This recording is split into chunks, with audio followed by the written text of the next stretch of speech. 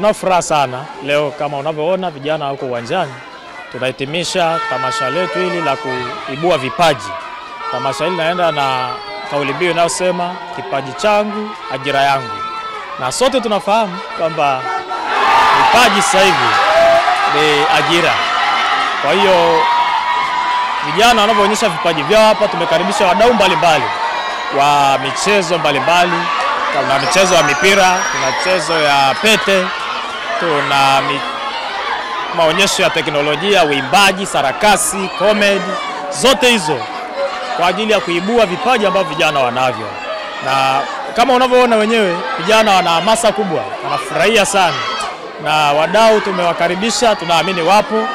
Tulianza kwenye ngazi ya kituo, tukaja cluster, tukaja kanda, tumekuwa tukishirikiana na wadau wengi mbalimbali, na tunaamini kwamba katika vijana hao tunaoibua vipaji vyao watapata wadau ambao wataenda nao kuendelea kuwakuza na hata wafikie malengo yao.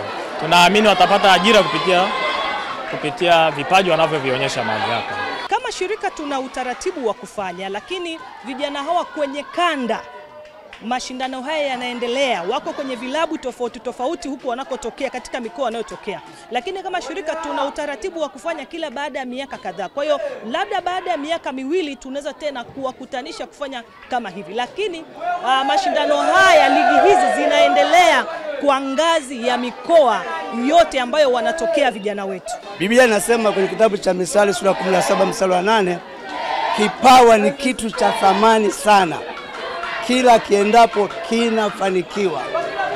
Tunaona Tanzania hapa tuna timu mbalimbali ambazo zina wachezaji kutoka mataifa mbalimbali. Neno la Mungu linasema kipawa ni kitu cha thamani, kila kinakokwenda kinafanikiwa. Kwa hiyo mbali na kuwalea kiroho, ni muhimu sana tukawalea vipawa vyao. Maana si wote watafanikiwa kwa njia moja ya elimu. Wengine watafanikiwa kupitia vipawa vyao. Kwa hiyo tunashukuru Mungu kuona leo hii tunaona vipawa vya vijana hawa katika eneo la mpira. Lakini tuna maeneo ya netball, tuna maeneo ya riadha, tuna maeneo ya michezo mbalimbali. Kwa hiyo hapa tumekusanyika tukiwa na michezo mbalimbali. Na leo ni hitimisho, tumeiomba serikali ije ishuhudie yale ambayo sisi kama kanisa kwa kushirikiana na shirika zuri la Compassion International tunafanya kwa miaka mingi.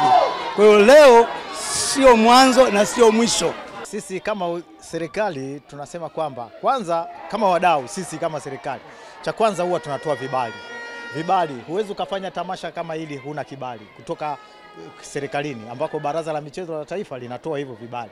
Kwa hiyo sisi hatutakuwa wagumu kutoa vibali kwa wadau tofauti wanaoandaa matamasha kama haya. Sisi tutawasupport kwa namna yoyote, na hivyo hata wakija wakieleza kama baraza limekuwa likitoa msaada tofauti kwa vilabu tofauti, pale wanapofanya vizuri tunatoa msaada mbalimbali.